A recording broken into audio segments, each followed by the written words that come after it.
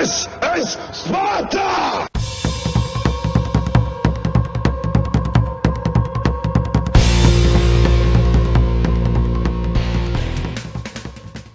Hello everybody and welcome back to World of Tanks. My name is Spartan Elite 43 and tonight we're in the M48 Patton and we're on Overlord in a standard battle, and they have two artillery against us. One's an autoloader, one's a GW Tiger. Neither of them I want to experience. We've got 3 arties in a party on our side. Don't know why that's been a thing lately. Been a lot more arty parties lately. Personally, as an arty player, I'm not a big fan of arty parties. I prefer to get all the damage myself, but that's just me. But yeah, so what am I going to do? Well, with 2 artillery against us, I don't want to stay up top, so I'm going to go along the beach. That was my plan, and fortunately, I'm going to run into a bunch of people going that way too, so that's going to help. Unfortunately, these poor sods that are up here on top are about to be left completely to their own for a good chunk of the match here, and they're going to get steamrolled by all those medium tanks that the enemy has. But it's going to play out weird. You're going to see the enemy have a chance to win this match, and then they're going to give it away, and I'll show you why. First of all, back in the action, and I'm not going to lie, I must be getting better at this game or something, because I played 3 matches tonight, and 2 of them are YouTube worthy, so, you know, it's always going to be a good thing. Now, this one isn't particularly amazing, but it is pretty fun, and there are some weird things that happened in it that I wanted to show you guys and talk about. So, we're just pushing along the beach, and of course you can see no one on their team took the beach. That's their first mistake.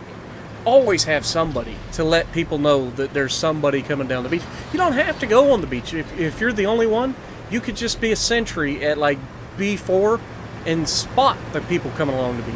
Just something so that this doesn't happen to you. Okay?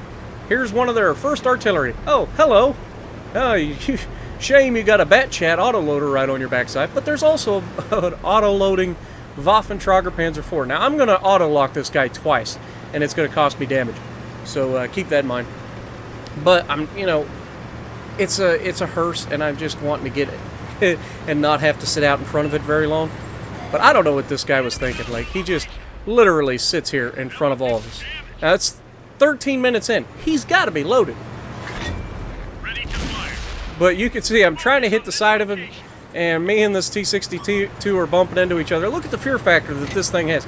3 high-tier medium tanks are put at bay with this guy. Now, I pull right up in front of this guy, and I'm like, alright, well, you're dead. I don't know why he didn't shoot me. He was so tunnel-visioned on that Batchat that he refused to shoot me. That's amazing to me. So keep that in mind. Take targets of opportunity. You might only get 1 shot into him, but that's still, you know, some damage. Now, that guy died probably with 0 damage. Now, we have E100 here. As you can see, their entire team went into our base. Put 1 through the side of the turret of the E100. We're just going to keep on moving. Me and this T-62 are going to be like the guys that we just end up running around the entire map here. The entire map. I'm not joking. Me and this T-62. And we're not in the fastest tanks in the world. It takes time for us to get around the map.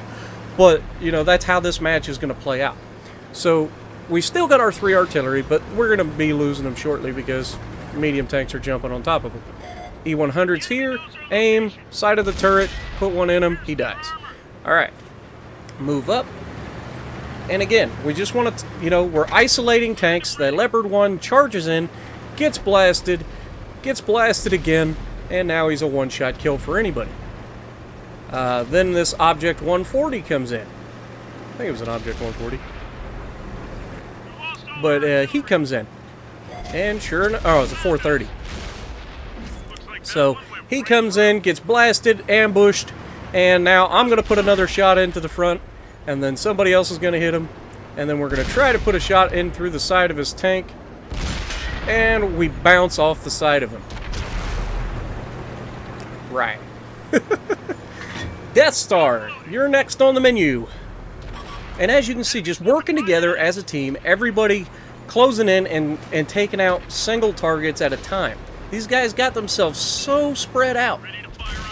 Now, I tried to get a quick shot in on that Death Star, but, you know, he gets down below ground just in time. Sometimes you can get those auto locks to hit. Now this AMX-30 has no idea I'm here, and he is just begging for it. Watch what he does. Now as soon as I can, I get an auto lock on him. That way I don't even have to think about it. Put one round into him, he hits me, bounces it, no problem.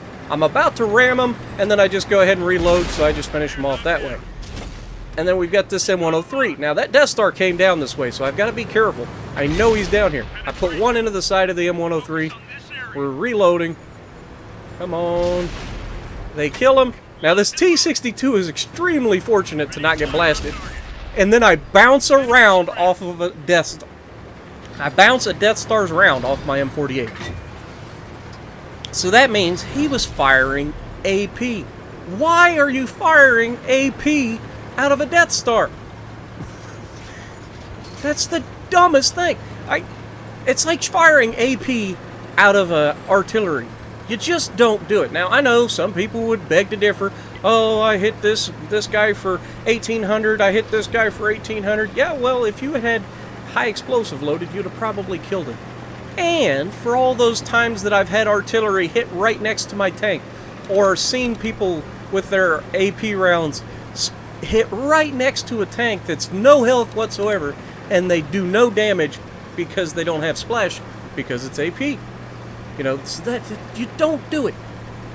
The thing that makes the Death Star special is its HESH round. The gun, the HESH round is what makes the Death Star special. Never shoot AP out of it. Ever. So anyway, moving back to the thing, we're running all the way back across the map here. T-57 Heavy's got our guy in the bat chat pinned down. Me and the T-62 were coming across. This is where the T-62 being a little bit faster is going to beat me to the fun. And I'm going to go full airborne in a moment. Now we have 2,000 hit points. And watch how far I go off this cliff up here. And I don't think I take any damage.